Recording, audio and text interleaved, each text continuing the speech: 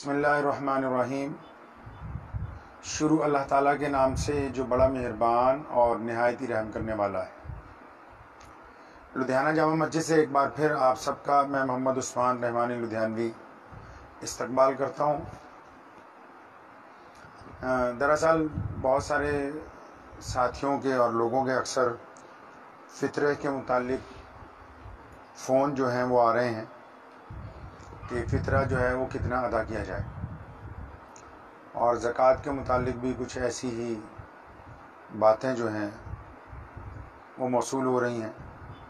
ایک تو پہلی میری بڑی فراخ دلانہ گزارش آپ سب سے ہے کہ میں ذاتی طور پر جو سمجھتا ہوں بات کہ کوئی بھی معاملہ یا مسئلہ جو معلوم کرنا ہو، اگر آپ براہ راست اپنی مسجد کے امام صاحب، مفتی صاحب یا آپ کے جو نزدیکی علماء ہیں جن سے آپ براہ راست گفتگو کر سکتے ہیں، اگر ان سے معلوم کریں گے تو میں سمجھتا ہوں بہت زیادہ فائدہ ہوگا، کیونکہ آمنے سامنے جو بات سمجھی جا سکتی ہے وہ مواصلاتی ذرائع کے ذریعے اتنے بہتر انداز سے نہیں سمجھی جا سکتی۔ یہ میری رائے ہے آپ سے۔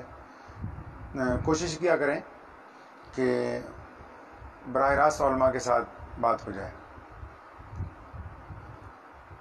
زکوٰۃ اور فطرہ اسلام کا جو اخلاقی جز ہے اور جو صلہ رحمی کا جز ہے اسلام میں، اس کا ایک بہت اہم حصہ ہے۔ تو اس لیے سب سے پہلے یہ بات ذہن میں رکھنی چاہیے۔ بار بار حضور صلی اللہ علیہ وسلم سے بھی پوچھا گیا کہ اچھا انسان، بہترین مسلمان کون سا ہوتا ہے؟ ارشاد نبوی ہوا کہ جن کے اخلاق بہت اچھے ہوں اور جو سخی ہو، لوگوں کو تقسیم کرنے والا ہو، بانٹنے والا ہو۔ ہم سب کی ماں ام المومنین سیدہ عائشہ صدیقہ رضی اللہ تعالیٰ عنہ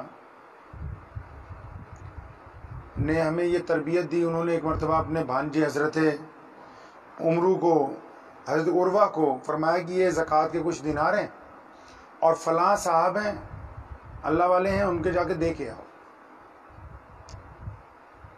اور حضرت عروہ کو یہ بھی کہا ساتھ میں حضرت عائشہ رضی اللہ تعالیٰ عنہ نے کہ جب دینے جاؤ گے تو یہ ان کے ہاتھ میں نہیں پکڑانے،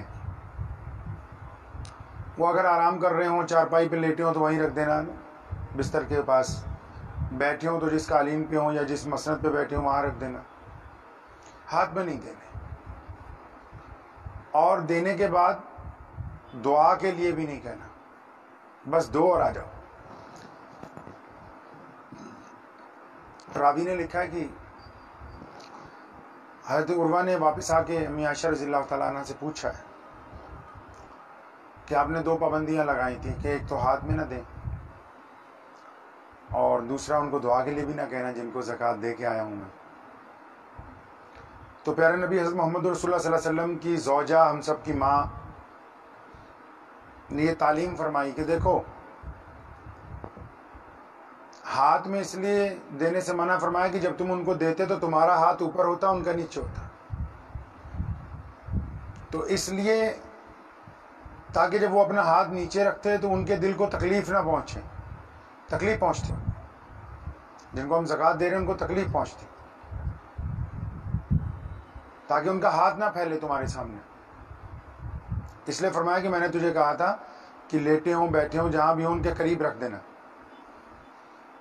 اور دعا کے لیے اس لیے کہا کہ دعا کے لیے بھی مت کہنا، کیونکہ ہم اس کا بدلہ نہیں چاہتے، اس کا بدلہ اللہ تعالیٰ دیں گے۔ میں بڑی ہی معافی کے ساتھ کہنا چاہتا ہوں کہ آج بہت سارے لوگ جو کسی کی مدد کرتے ہیں فوراً اس کا بدلہ چاہتے ہیں، ساتھ میں وہ چاہتے ہیں کہ لوگوں کو پتہ لگے کہ ہم نے ان کی مدد کی ہے، وہ چاہتے ہیں کہ اس غریب کی تصویر میں دنیا کے سامنے لاؤں، پتہ تو لگے کہ ہم نے اس کی مدد کی ہے، فوراً بدلہ چاہتے ہیں۔ لیکن اسلام نے ایسا نہیں چاہا، ہمارے دین کے نظام میں ایسا نہیں۔ اللہ کے پیارے نبی صلی اللہ علیہ وسلم نے ہمیں ایسی تعلیم نہیں دی۔ آج بھی الحمدللہ مسلمان پوری دنیا میں سب سے زیادہ چیریٹی کرتے ہیں اور خاموشی کے ساتھ کرتے ہیں۔ زکوٰۃ دینے کا یہ مسئلہ ہے کہ زکوٰۃ جنہوں نے دینی ہے وہ لوگوں کے گھر تک جائیں، لینے والے آپ تک نہ آئیں۔ اسلام نے، پیارے نبی حضرت محمد رسول اللہ صلی اللہ علیہ وسلم نے غریب کی عزت نفس کی بڑی حفاظت فرمائی ہے۔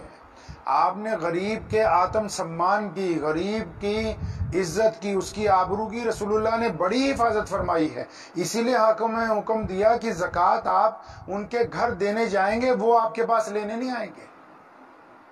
اور دینے کے لیے بھی فرمایا کہ ایسے طریقے استعمال کیے جائیں کہ زیادہ سے زیادہ یہ کوشش ہو کہ جن کو زکوٰۃ دے رہے ہیں ان کے دل کو تکلیف نہ پہنچے۔ اب فطرہ دیکھ لیں۔ اب بہت سارے لوگ پوچھ رہے ہیں فطرہ کتنا ہوگا؟ سب کو پتا ہے، احادیث کی کتابوں میں لکھا ہے 1.5 یا 2 سیر گیہوں فطرہ روزوں کی زکوٰۃ ہے۔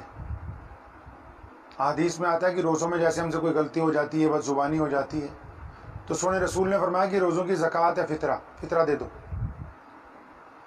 1.5 یا 2 سیر گیہوں دے دیجیے۔ اب 2 کلو کنک گیہوں جو ہے کتنے کی ہوگی؟ تو ایسے لوگوں کو دینے کے لیے حکم فرمایا عید کی نماز سے پہلے دینا۔ کن لوگوں کو؟ جو بہت غریب ہیں، جو عید نہیں منا سکتے ہیں۔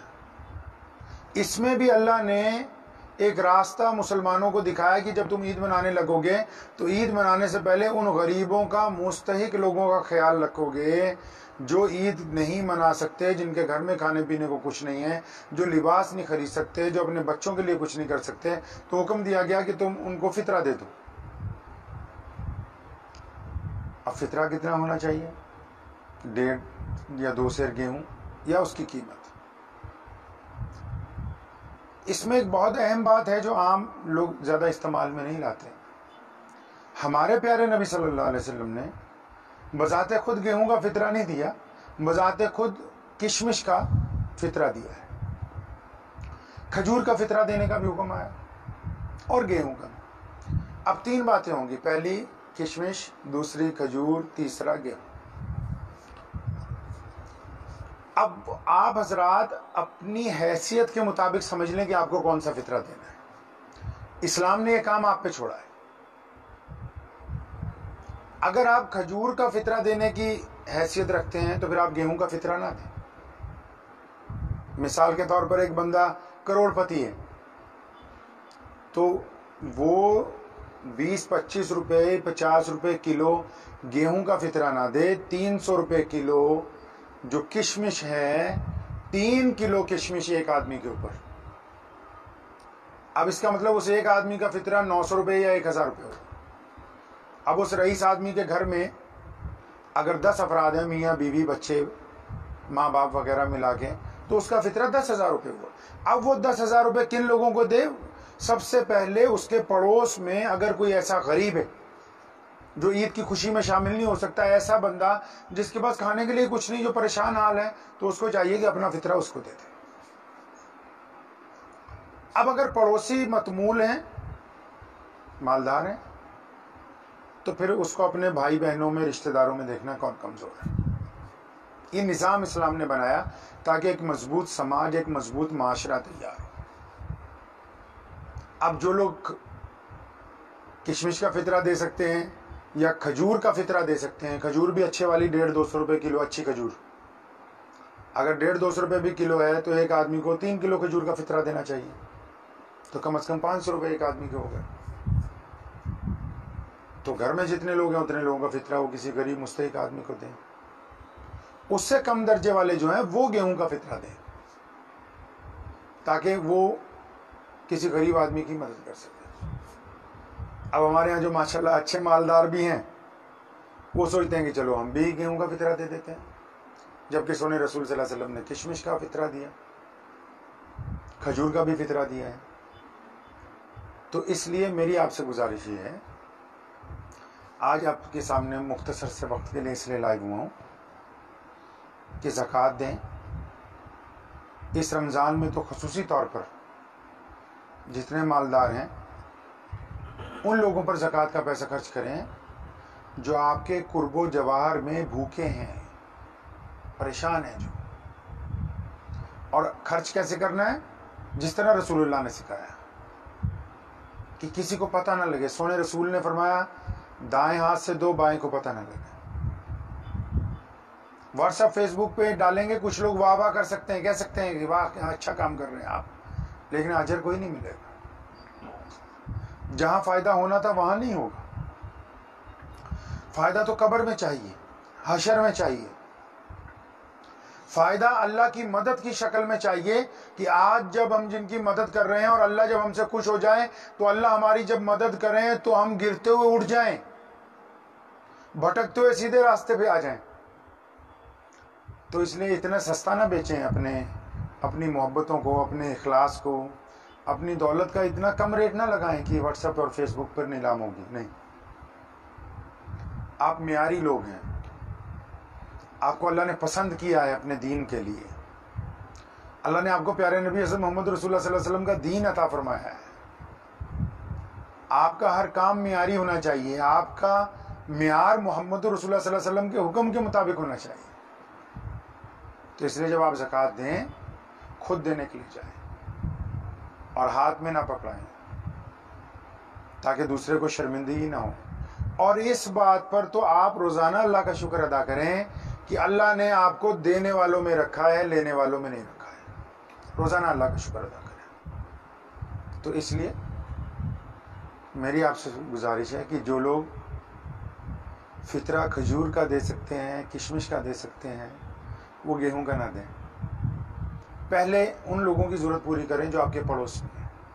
इस्लाम ने जो समाज का सिस्टम बनाया बड़ा ताकतवर बनाया है कि हमको पहले उनकी मदद करनी जो हमारे पड़ोस में है, फिर उनकी मदद करनी जो हमारे अजीज़ व अकारीब में है।